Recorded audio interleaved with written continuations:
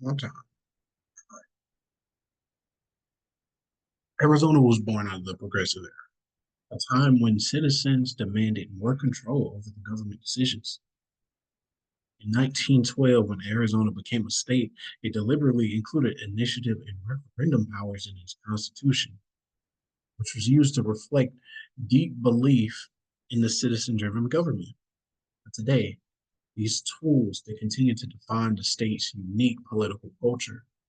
They are more than legal mechanisms. They're expressions of trust in the people, from legalizing marijuana to overturning school voucher expansions. Arizonians have repeatedly used these tools to directly shape their state. Now, just a little bit of history or background on these two words I used: initiative versus referendum. Now, initiative, this allowed the Arizona citizens to propose and vote on new laws or constitutional amendments without going through the state legislature. It is direct legislative action by the people. Direct legislative action by the referendum allowed the citizens to vote and approve laws passed by the Arizona legislature. Before these laws went into effect, this is a people's check on legislative power. Now, in the Constitution, Article 4, Part 1, Section 1, it clearly states that people reserve the power to legislate directly. These aren't privileges, they are rights. Now, how these things went about in Arizona is a little interesting if you want to dive into. Now, the initiative process began with drafting the proposed law or amendment that they wanted to see take place. Now, the sponsor will fill out an application from the Secretary of State before gathering signatures. Now, with these signatures, there's a threshold. 10% of votes cast in the last gubernatorial election for statutes and 15% of for constitutional amendments. Now, all petitions must be submitted at least 4 months before the general election. And then, if enough valid signatures are gathered, the proposal is placed on the statewide ballot. Now, for example, in 2020, there was a proposition called Proposition 207 that was passed by voters to legalize recreational marijuana. This initiative was led by the citizens and advocacy groups. Advocacy groups. The referendum process. Citizens must file the referendum to challenge a recently passed law.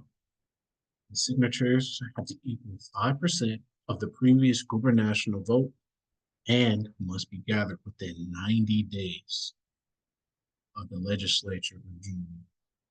And once verified, the law is submitted or the law is suspended until voters approve or reject it.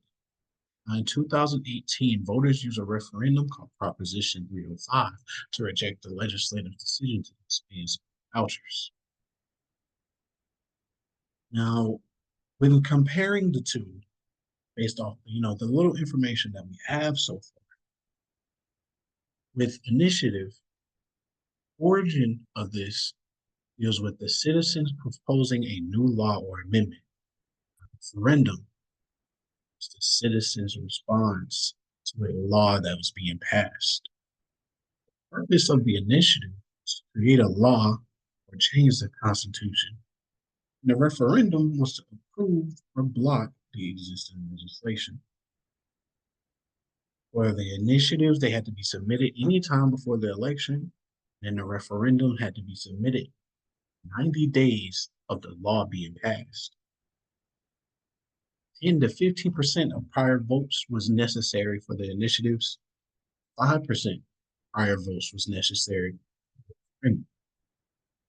Now, Arizona makes no distinction between statutory and constitutional referendums. It's all about preserving public control over policy against their citizens. Pros and cons between the two. With initiatives, the pros were they were used to bypass political gridlock in the legislature, encourage civic engagement and issue advocacy, and that they can spark legislative action. Now, the cons. The initiative was often dominated by well-funded organizations. The voters, they may be asked to decide between complex legal issues with only limited context. It means the decisions they made, there wasn't enough knowledge for them to have. And without that knowledge, they couldn't make the best just decision for themselves. And it also created conflicts with existing laws or state budgets because of the lack of context with the laws that they wanted put into place and the reasoning why these things were in place.